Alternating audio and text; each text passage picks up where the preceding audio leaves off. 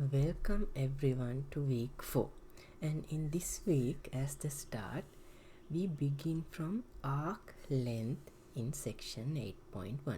This is some sort of a very small section. Okay, right. So what do we mean by an arc length? That means, so from that word itself you have the idea, right?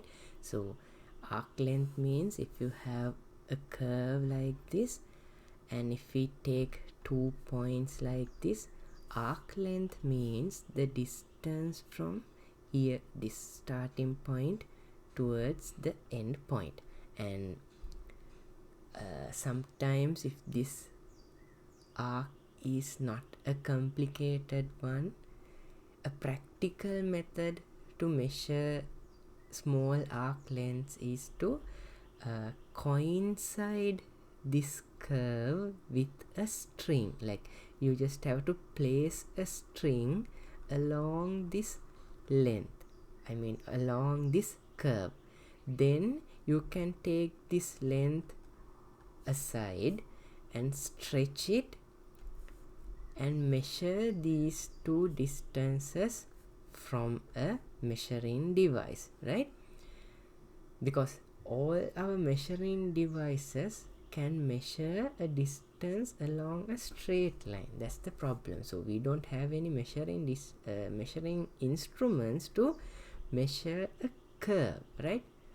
So one way that we can do is we can place a string above the, like in a way that it coincides with our required curve, and then take that string outside and then stretch it so that it forms a straight line. So then we can measure this distance from a measuring instrument, right? So this distance will be the arc length of our curve from the starting point to the end point. But since this method is not a reliable one, mathematicians have developed a formula using integration in order to obtain the arc length. And here in this course we are not going to discuss about the derivation of this equation.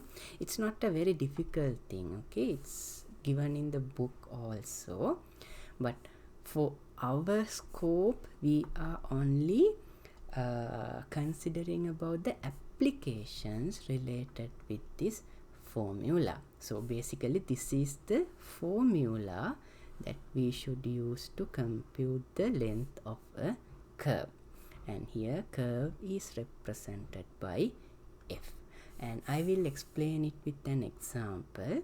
So let's consider the function or the curve given by this formula. Let's take this one. So if we use a graphing calculator or any online graphing tool, you can see that the curve looks like this. Okay, this is the x-axis and this is the y-axis. And let's say if we need to compute the arc length from one point, from this point, from one point to 4, 8. Okay, here you have 4 and somewhere here you will have 8. So let me draw this diagram properly. Okay, now it's much better, right? So if we draw the curve by using a graphing calculator, it will look like this. And what if we need to compute the length from here to here? Then what we should do is we should simply substitute the corresponding terms in our equation. Now see, here we have f prime t. So it's just a matter of figuring out what f prime is, right? And here, now this is the x-axis and this is the y-axis, right? So when we have a formula of a certain curve, now in this case we can either subject y from the equation as this one, that is x to the power 3 over 2, or else we can subject x as y to the power 2 over 3, right? So we can do both these things from this equation without any difficulty. But sometimes there can be equations where it is easy to subject a certain variable, but it's very difficult to, it might be very difficult to subject the other, right? But in this case, it's easy to do both, right? Now, just for the sake of finding the answer, let's say if we subject y from our given equation, then what we have is this equation, right? Y equals x to the power 3 over 2. That means we have written y as a function of x, right? Which is equal to x to the power 2 over 3. In other words, we have represented y in terms of x. Or, in other words, we can say that in our equation, the independent variable is x, right? And if we do it in the other way, that is, if we represent x in terms of y, that means we have represented x as a function of y, which is equal to y to the power 2 over 3. So in this case, the independent variable of this equation will become y. But now, that has nothing to do with the coordinates of this plot, okay? Because in a plot, we normally consider the x-axis as the independent and y-axis as the dependent variable. But here when I say independent, what I mainly focus is not something in the plot, okay? What I mainly focus is that here if I say independent, that means we have written x in terms of y, or we have written x as a function of y. So if we write it like this, we can say y is our main variable, and here x is our main variable. So now for this problem we'll focus on this notation first, and in that case, so we have written down y as a function of x, and if we need to relate this equation for the length formula, then what we should do is we should differentiate the given function. So our given function, this is the one we have to consider, right? And since this is a function of x, we have to obtain the derivative of f with respect to x, and also we should do the integral in terms of x, right, with respect to x. So see, here the function is in terms of t, and we have differentiated the function with respect to t, and also we have integrated with respect to t, right? So all these variables should be the same. And there's one more thing. Since this integral runs through the variable x, both lower limit and the upper limit should also be in terms of x, right? See, now we started this computation to find the length from 11 point to 48 point. So here we have x coordinates as well as y coordinates, right? So what should we choose? Now in this case, since x is the variable that runs through the integral, we should choose the starting x variable and the x variable at the end point, that is 4. But in this second equation, if we are going to do it, then again the length formula will be the same, right? Which is f prime square root, right?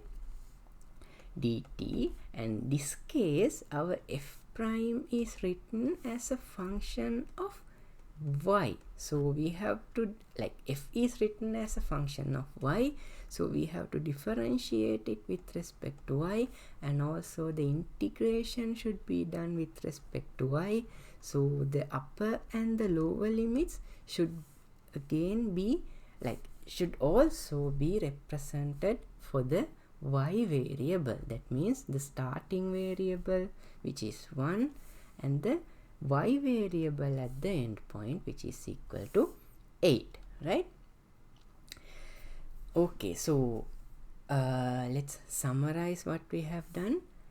In order to find the arc length of any curve, we have a standard equation. Now this equation you have to memorize, okay, which is this one, f prime. Now here the function is the independent variable of this function is t. This is the general format, okay, and this is the starting point and this is the end point. So in our given equation, which is y squared equals x cube, we subject y from the given equation. That means we write y in terms of x. So we can even write it down like this. Therefore the arc length will be equal to this 1 plus derivative of f with respect to x, because this is in terms of x, and also see both these variables should be the same, and you have a square root, and then since we start from 1 1 to 4 8, and as we have the variable of the integral, like since this integral runs through the variable x, we should choose the starting variable and end variable from the x coordinates, which is 1 to 4. So now we just have to compute the integral, and then you can obtain the answer in the sense the length from here to here. So I will compute the integral also. Now if we have y as this one, it says the derivative of fx will be equal to 3 over 2 x to the power half, okay, and then we can plug in this value here. So then it becomes this one. Well, now in the main equation there is a little mistake here. The derivative of f should be squared, okay, that's how they have derived the equation, okay. So sorry for this mistake, it's a type A mistake. The derivative of f should be squared. That's how the equation is derived, okay. So we should have a square here and here as well, so this term will be squared. That's how they have derived the equation, and we did not discuss the derivation of that equation, okay. So only thing is that you have to remember, like memorize this arc length formula, okay. It's not a difficult thing, right? Keep in mind you have a square term inside this square root, right, along with a plus 1, right? Okay, so if you substitute the terms correctly and then simplify it, and then if you do the integration, you can see like here you will need to have a simple substitution. So that means you should use the corresponding lower limit and the upper limit, and then it's just a simple integral where you can substitute the upper and lower limits. And see, once you do it properly, like once you evaluate this integral, it will be just a number. This will be a positive number, right? So that means this number, let's say this is equal to 1200 and 1021 is just a random figure that I gave. Okay, so this number represents the units of